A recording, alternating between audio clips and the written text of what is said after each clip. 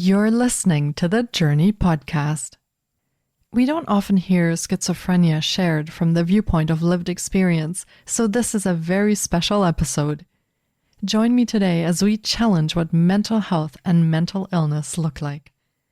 This episode contains adult subject matter, and some listeners may be triggered by this content. Listener discretion is advised. Hi, I'm Petra Brunbauer, and with decades of experience with sadness, pain, anxiety, and stress, I finally figured out how to leave all that behind. And this podcast shows you how to break free permanently so you can reclaim your sanity and find the self-esteem and energy to go after the life you desire. With real talk about mental health, holistic healing, and the tough journey of coming out the other end. This is the Jōrni Podcast. Welcome to today's episode. In this episode, we warmly welcome back a guest whose openness and humor have deeply touched our listeners. He returns to share more of his journey living with schizophrenia, blending honesty and kindness as he reflects on the experiences that have shaped his perspective. Dale E. Walsh, or Do, is a poet, entrepreneur, recovered severe mental illness diagnosee, and king who has lived in Teaneck, Hackensack community since being extracted and hospitalized out of Dartmouth College in 1975. He has a diverse history as an entrepreneur, including his current venture of being a mentor of the family caregivers of those diagnosed with schizophrenia. He is the author of 6 books and more than 5,000 poems, working on his first novel in 40 years. Here is my interview with Dale Walsh.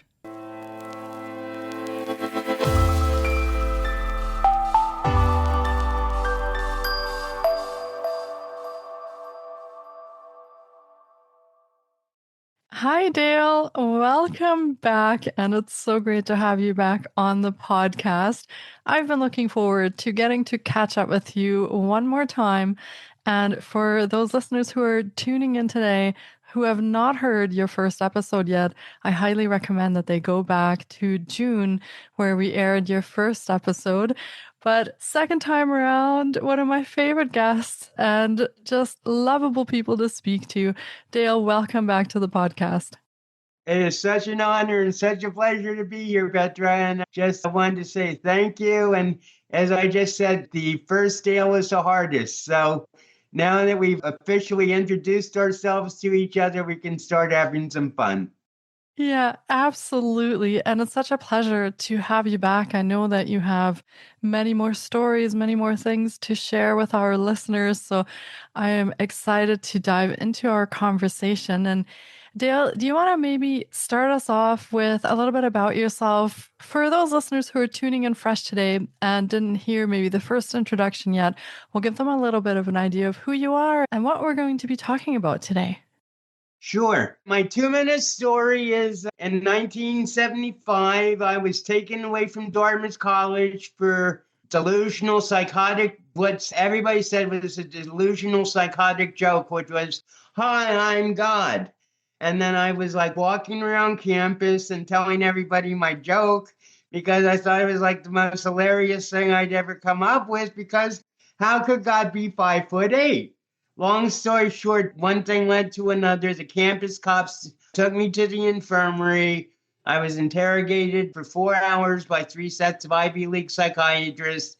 2 days later, I was in the mental hospital for 13 weeks with a roommate named Gabriel, who was very deferential towards my mother, Mary, whose second husband's name was Joseph, and who ultimately married the judge. So this led to 5 years in the psychiatric program, an intensive residential psychiatric program, 3 individual sessions, 2 group sessions a week for 5.5 years. Got my own apartment, went back to college, graduated magna cum laude in English, and I started an entrepreneurial career as a tutor to Fairleigh Dickinson students, helping them write papers. And that's led to various jobs and opportunities, including financial services for about 3 years and stuff. But if you want to go back to the original episode, I recited a poem which summarizes my journey at Dartmouth and what happened in the beginning. As I said, Petra, I have two introductory poems, and this one's called My History in a Nutshell. It goes, well advanced to becoming Robert Frost at Dartmouth, I my mind lost and was from Ivy League tossed. Put into therapy of considerable cost to have my brain teeth flossed by the doctor whom he bossed. Every night after I get sauced, doing my duty at my post in the hospital where I was host, and met the beautiful female Jill, for whom over dale, over hill I trekked when I was ill, until I found the perfect pill to keep chemical imbalance steaming still, which make romantic chances virtually nil. Even while perfecting my poetic skill, I hope I'll pay the bill for sodas on which I fill. Wow, amazing. Thank you, Dale, for sharing that. And guys, you have to go back to the first episode because Dale's introductions are absolutely unique and so special. And I know you're going to really enjoy his first one as well. So thank you for sharing that. And you said you have another introduction as well, a second one? No, I was including the first one. Perfect. The one from the first one. Amazing. Thank you so much for that. And I know you're a very prolific poet, and this is part of what we'll be showcasing in the show notes as well. Of course, you have a lot of books available on Amazon with your poetry. So we talked about this a little bit last time, is also how poetry became a way for you to express yourself and express your journey. So I want to tell listeners a little bit about what that looks like in your journey, because you were diagnosed with schizophrenia. Is that correct? Correct. Perfect. And a lot of listeners might not be really familiar with what that is or what that looks like or how your life would look like with schizophrenia. So do you want to talk a little bit about that before we start off and give our listeners a bit of an idea of what your life is like? That's an excellent question, and a lot of people want to know. And I'll just refer back to our first podcast where I've come up with a definition of schizophrenia as a schizophrenic is someone who's not living in a reality that was created on Earth. So basically, that means being a schizophrenic is in conflict with the matrix system that we exist in. That's why it's considered so boring and dangerous and everything. But the fact is, 98% of schizophrenics aren't violent at all. And when schizophrenics do become violent, it's just because they're frustrated and their anger blows over because nobody understands them. I'll go into this in a little while, but I just completed a 50-year journey through mental illness. And one thing that I've discovered is that ultimately, it's not necessarily the individual who's sick, it's the society around him judging him that I won't call it sick, but is basically corrupt and basically looking after its own interest. I don't know if that answers your question, but that's how it came out. That makes actually a lot of sense, the way that you're explaining that, because I feel like there are so many questions that we have about mental illness and different diagnoses. And sometimes we're even afraid to ask, or we don't know how to ask or how to support. So a lot of those things go unanswered, and it becomes this unknown where we might even be afraid to interact or ask questions to an individual with mental illness or schizophrenia. So it makes a lot of sense what you're saying, because it sounds like it can be a very lonely journey on your end as well, feeling misunderstood and like you're not part of this particular construct of world that a lot of us live in. So thank you for sharing that. I actually had two thoughts, but one thought is that at least 80% of the mental health problems in the world could be solved if people gave people with a severe mental illness a chance and the time to fully explain themselves. But there's such like a crunch that people say two things. You're in the hospital and with a diagnosis of schizophrenia, which is like a lifelong, scarlet letter. But the other thing, there was something else. I'll get back to it when it comes back. I'm not railing against the system. I'm not but the system is broken. I took an advocacy course, a mental health advocacy course since I saw you last. And that was a 12-session course on every aspect of severe mental illness. And the problems are just so myriad. The problem and the apathy and the lack of education, just like the ignorance and the fear that people feel towards severe mental illness, and the judgment they have because people can't support themselves. I'm not calling for a welfare state at all, but still there's like a basic, there's supposed to be a safety net that people can be safe in, and the safety net is just full of holes.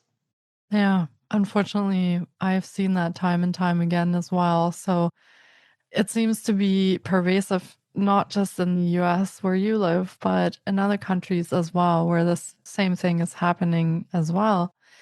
And do you want to explain a little bit or share a little bit about, I know people are curious because last time we talked about the different personalities that you have met and have lived with and have had creative expression through. So, do you want to share a little bit about that with our listeners today?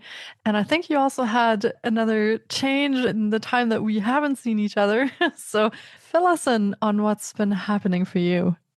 You just struck the gold mine of what I plan on talking about today, Edra. So basically, last time we saw each other, I was 2 days in. I said, actually, I'm Dale for the first time in 40 years.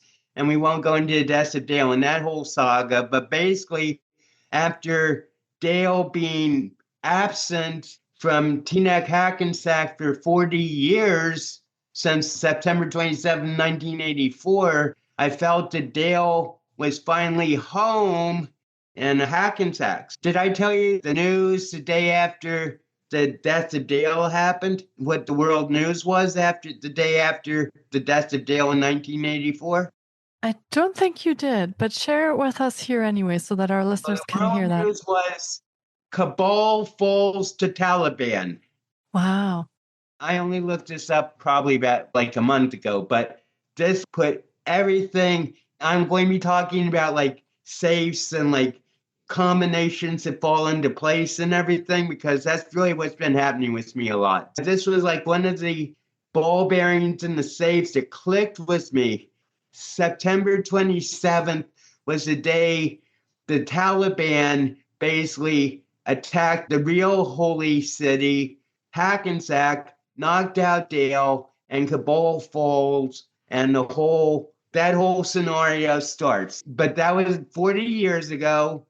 And like I say, 2 days before I saw you, I said I was back to Dale. Just to put it in terms of my schizophrenic diagnosis, what's happened in the big safe of I feel I have 9 personalities, Patrick. There's Dale, Dewey, Do, Duck, Genius, and then there's the 4 higher beings who are Roger, Deuster, Stizonian Malcolmuck, the last quack from Hackensack, and the Dialina.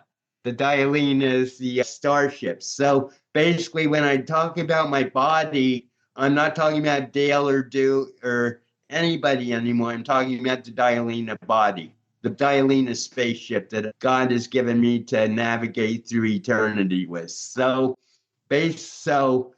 what happened was 2 days before I saw you, I was back to Dale. Now I am back to Dale. And about 2 weeks after I talked with you, I was giving a presentation, and I just came to this realization that I'm not God. And basically, I popped the balloon of the delusion that I was God after 50 years. And that meant that I could be fully back to Dale. In terms of the safe basically hit the magic combination and the whole safe was open and I was back to Dale. But what does that being back to Dale involve? So the back to Dale involves being in the 5 in 1. And the 5 in 1 is Dale, Dewey, Do, Duck, and Genius. The 5 in 1 is here and has been here for 70 years. and has been building an impregnable fortress in Hackensack for the last 50 years because the 5-in-1 is here because it's the next stage in the evolutionary growth of mankind. The 5-in-1 is 5D, whereas the 3-in-1 is 3D. Basically, what I felt, I finished my 50-year lunar cycle. My insanity began on May 25th, 1975, with the full lunar eclipse on the cusp of my 20th birthday.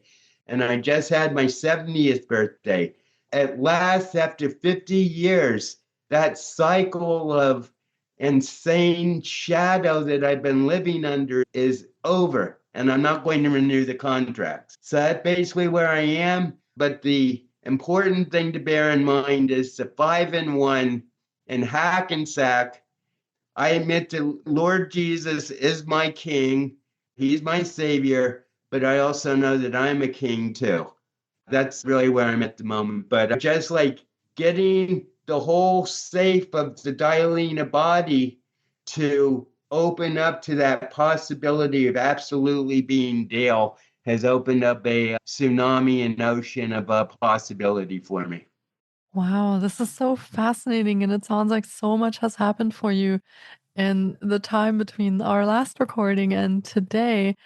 It sounds like you've had some very impactful and profound experiences during that time. And how has that shifted or changed or impacted how you interact with your world and how you express yourself? Has your poetry changed at all due to this change of coming fully back to Dale? Or have you noticed how other things have shifted for you? Couple of things. First off, my 70th birthday was on May 24th. So I'm in basically recluse, reflective mode for a month. I'm just like trying to figure out where I'm in. Say the 60s were my decade of healing. And I feel that I am healed now, but now it's time to enter the world and really spread my message and do everything that God wants me to do. Actually, God, asking about my poetry, God gave me a mission for this month of June to write a 64 poem book explaining mental illness to the American public in poetry. If I started doing that, I'm right on time. I have about like 22 poems already for this series, but basically it's going to be a book called, Oh, Look, a Pigeon Just Landed Here. That's the first time that's ever happened. Wow. I'm going to write that book. Oh, I know. It's called Crazies Can't Write Like This, or A Poetic Explanation of Schizophrenia. That sounds really, really interesting. I can't wait for you to publish that. And the pigeon feels like it's a bit of a sign if that's the first time Yeah, that's I know. happened.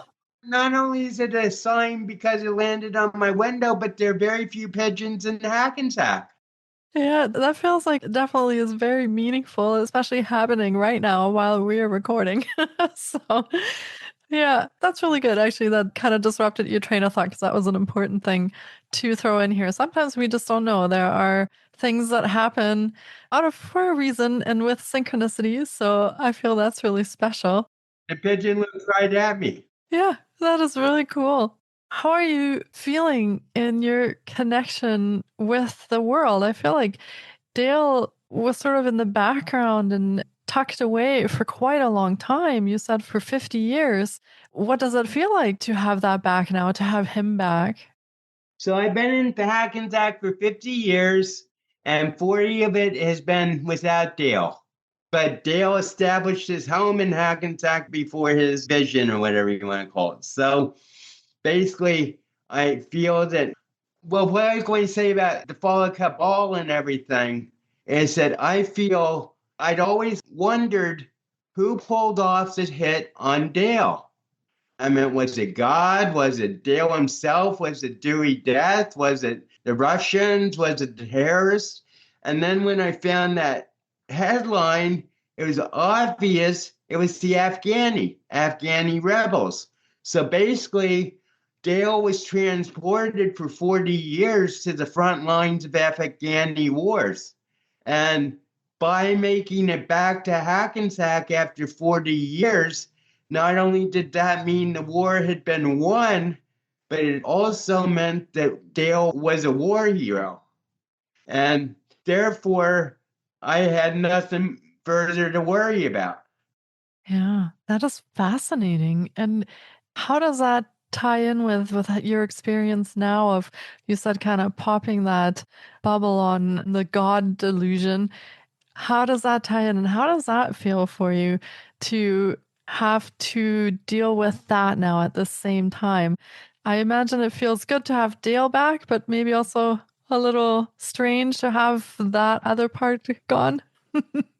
It's all entangled, but I believe in a quantum entanglement. But basically, what it is by popping the balloon of my God delusion, the natural question is, well, do you feel that, okay, fine, but how do you feel? Do you feel you like wasted your life because you chased this God delusion? And my immediate answer when that thought came into my head is, no, actually, I can't think of a better way to pursue life than to try to be God. But that also means that basically, for the last 50 years, I've been distracted. Nobody remembers Dale before Dartmouth. I mean, I have very few friends who actually go back that far. So basically, the Dale that I was headed to be naturally was like snatched from reality and put in the psychiatric bubble and matrix for 50 years because I was such a threat to muck, to the deep state, to whoever you want to say. And actually, I came up with something that I think you might be interested in. There are 5 ways of like having money. There's billionaires, corruptors, church, markets, and then there's the due system. So basically, I feel that my mission at this point is to turn the earth into the Disney World amusement park that the omniverse can come to this party. That sounds like a great idea, Dale. I think we should throw another party on the podcast to celebrate that. That sounds wonderful. And where is Dale headed now? You have dreams for Dale. Does Dale feel like there's some catching up to do? I mean, it's been quite a long time since Dartmouth, right? That's 50 years. So, how does Dale feel about all of that? And where are you headed with that? One thing I've been doing almost every day when the weather permits is going out. There's a park across from my building, and I go out and just sit on a bench and absorb nature, maybe have a joint or whatever, but just absorb nature and find peace and everything.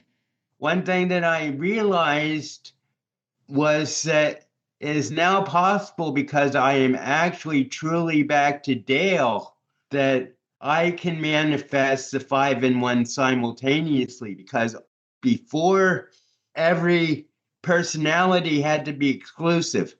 The only exception was after the death of Dale, Genius and Dew worked together to get to Dewey. But basically, it's always been either Dale or Dewey or Dew, and Duck and Genius haven't even really manifested yet. But basically, I was sitting in my park and I realized I can manifest the 5 in 1 simultaneously. They can all be here at the same time. I was actually just going to ask you that because I was wondering if you have access to some or all of the personalities at the same time, or if they have to manifest, like you said, one exclusively at a time. Does that get confusing at all at times if you're manifesting 5 at the same time? Or does that feel like you just have a really nice advisory board or guidance council with you all the time? Well, if you ask a computer, if 5 people ask the computer the same question at the same time, it'll answer them, all of them, and could answer them all differently too. Yeah, it sounds like there could be a lot going on if they're all coming at the same time. But the important thing is that the basis is Dale. Dale is accessible to everybody. And then whoever finds the solution, answers the question from within, might be Duck, it might be Genius, It might be anybody, but basically, we're in the era, the age of King Doodale. Like I said, I just had this revelation that all five could manifest, but at this point in Teaneck, Hackensack City, Doodale is running everything. That's two out of the main three. Dewey's on a long-term mission to get married to the Empress of the Omniverse. Well, I definitely wish him good luck with that. I feel like relationships are still really important. And you mentioned in your opening poem that it can be difficult, especially when you are going through mental illness and managing that. So I do hope that he finds his happiness. That would be wonderful. How are you working with other people? You said that you did presentations, and how does your experience factor into what you do and what you share?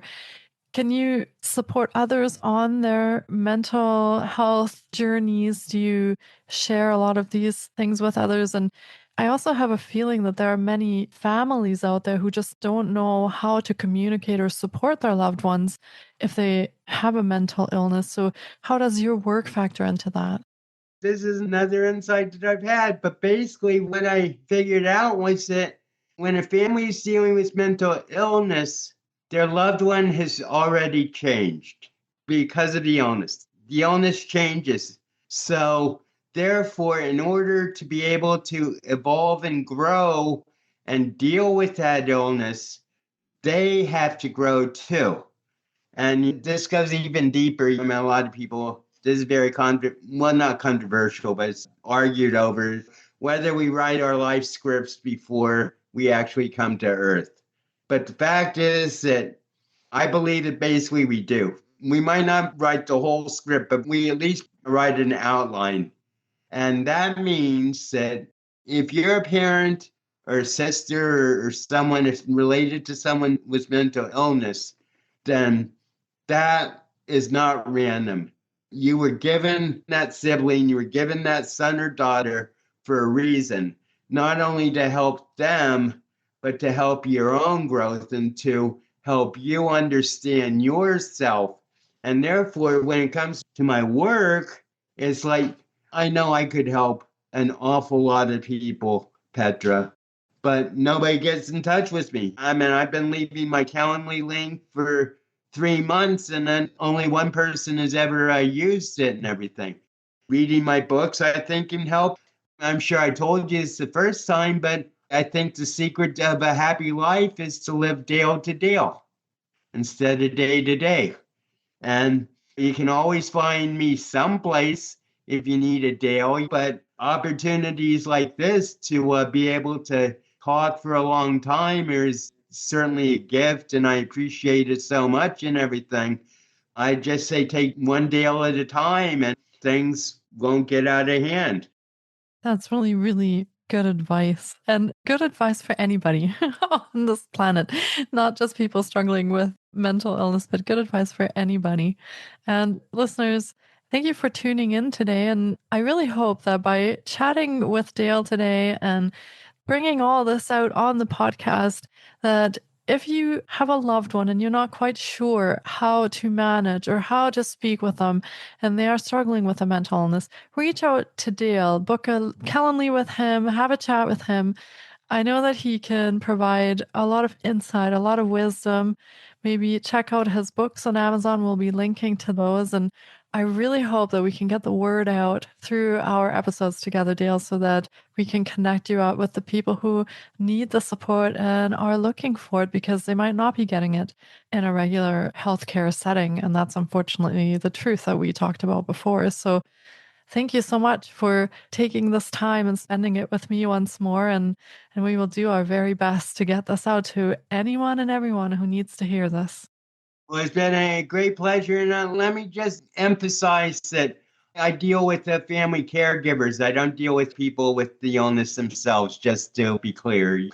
Petra, it's always a pleasure. Thank you very much for your patience and indulgence and having me back again. And I hope this was fun and informative, and have a great day. Absolutely. The pleasure was all mine, Dale. And let me know when you're ready to party. We will do a celebration. I'll also let you know when my psychotic poetry book is out.